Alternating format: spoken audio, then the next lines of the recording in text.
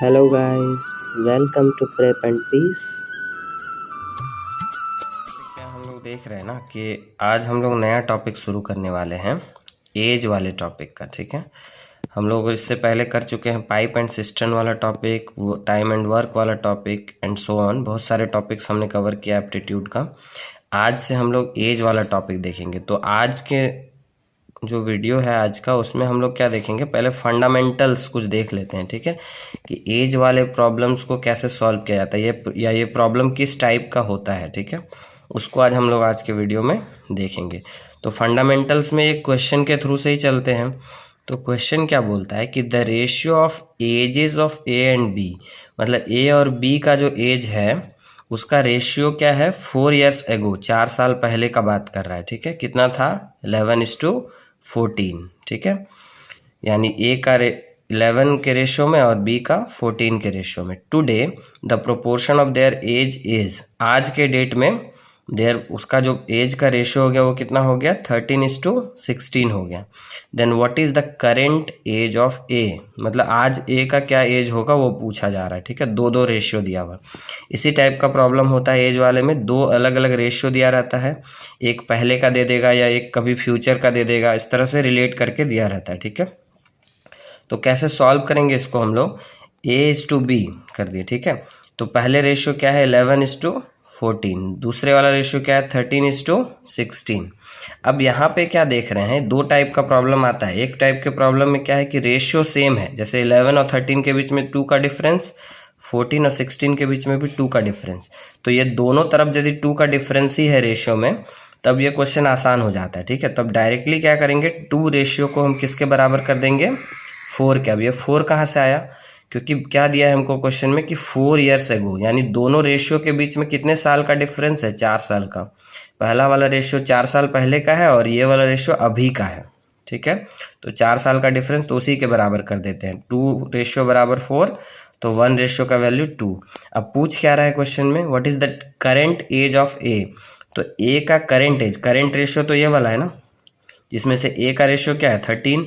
तो 13 को एक रेशियो बराबर 2 है, तो 13 रेशियो बराबर क्या होगा, 2 से मल्टीप्लाई कर देंगे, यानी 26। तो यही 26 क्या हो जाएगा, ए का current age, 26 years is the answer. अब आते हैं दूसरे टाइप का प्रॉब्लम में, यदि रेशियो इक्वल नहीं होता है। ठीक है, मान के चले कि रेशियो, दोनों का जो रेशियो है वो उसका डिफरेंस इक्वल नहीं है। ठीक है, जैसे देखते हैं, तो इसमें दो मेथड हम लोग देखेंगे। ठीक है, एक मेथड जिसमें हम लोग क्या करेंगे, रेशियो को इक्वल करेंगे, और दूसरा मेथड जिसमें रेशियो को बिना इक्वल के हम लोग सॉल्व कर सकते हैं। ठीक है, तो दोनों मेथड को समझ लेते हैं। अब मान लेते हैं ये एक एग्जाम्पल लिए। ठीक है, कि A:B का पहले रेशियो था 5:7। ठीक है, बाद में रेशियो क्या हो गया, 4 साल बाद 11:15 हो गया। ठीक है, तो यहाँ पे 5 और 11 के बीच में डिफरेंस कितने का, 6 का, और 7 और 15 के बीच में डिफरेंस कितने का, 8 का। ठीक है, तो ये दोनों डिफरेंस बराबर तो नहीं हो ना, 6 और 8 अलग अलग नंबर है, तो ये दोनों बराबर नहीं होता। अब इसको बराबर करेंगे हम लोग, कैसे करेंगे देखिए। तो पहले वाले रेशियो में क्या मल्टीप्लाई करेंगे ना, देखिए 5 और 7 में क्या मल्टीप्लाई करेंगे, 4। अभी 4 कहाँ से आया, तो बाद वाले रेशियो का डिफरेंस, यानी 15 में से 11 माइनस कर देंगे तो क्या बनेगा, 4 बनेगा। तो दोनों को 4 से मल्टीप्लाई कर दीजिए। दूसरे वाले रेशियो 11:15, ये 2 से मल्टीप्लाई किया। अभी 2 कहाँ से आया है, तो पहले वाले रेशियो का डिफरेंस, 7 में से 5, 7 और 5 के बीच कितना डिफरेंस है, 2 का डिफरेंस है, तो दोनों साइड 2 से मल्टीप्लाई कर दी। अब देखिए नया रेशियो क्या बन जाएगा, 5×4 = 20, 7×4 = 28। दूसरा वाला रेशियो नया क्या बन जाएगा, 11×2 22 और 15×2 30। अब देखिए यहाँ पे डिफरेंस क्या हो गया, यहाँ पे भी 2 का डिफरेंस, यहाँ पे भी 2 का डिफरेंस, यानी अब रेशियो क्या हो गया, बराबर हो गया। तो पहले जैसा क्वेश्चन बन गया फिर। तो अब फिर क्या करेंगे, 2 रेशियो इज इक्वल टू कितने साल, मान के चलते कि 4 साल बाद का ही दिया हुआ है। ठीक है, तो 2 रेशियो इज इक्वल टू 4, तो एक रेशियो का वैल्यू हो जाएगा 2। तो कुछ भी पूछे हमसे हम निकाल सकते हैं। ठीक है, जैसे मान लीजिए इसमें पूछ रहा है कि 4 साल पहले जो है या अभी का करेंट एज में बी का रेशियो क्या है, तो बी का रेशियो 28 को 2 से मल्टीप्लाई की 56। कुछ भी पूछ सकता है, ये चारों में से कुछ भी चीज़ पूछ सकता है। जैसे करेंट एज पूछ देगा ए का, करेंट एज बी का, 4 साल बाद ए का क्या एज होगा, 4 साल बाद बी का क्या एज होगा। तो जिसको हम लोग 2 से मल्टीप्लाई करेंगे वो वाला पार्ट निकल के आ जाएगा। अब ये रेशियो को इक्वल करने वाला मेथड हो गया। अब आगे देखते हैं दूसरा मेथड को हम लोग बोलते हैं क्रॉस प्रोडक्ट मेथड, ठीक है।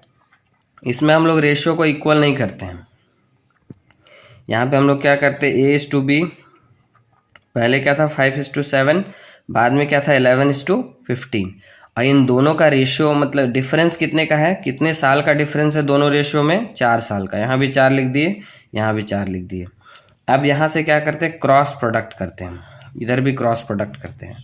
तो 15 × 5 और 11:7 जो बड़ा होगा, ठीक है, जो वाला प्रोडक्ट बड़ा होगा। अब 11:7 क्या हो जाता है 77, 15:5 क्या हो जाता है 75, तो 77 बड़ा है, तो 77 में से 75 को माइनस करेंगे, ठीक है। यानी 11:7 को पहले लिखेंगे, 15:5 को बाद में लिखेंगे।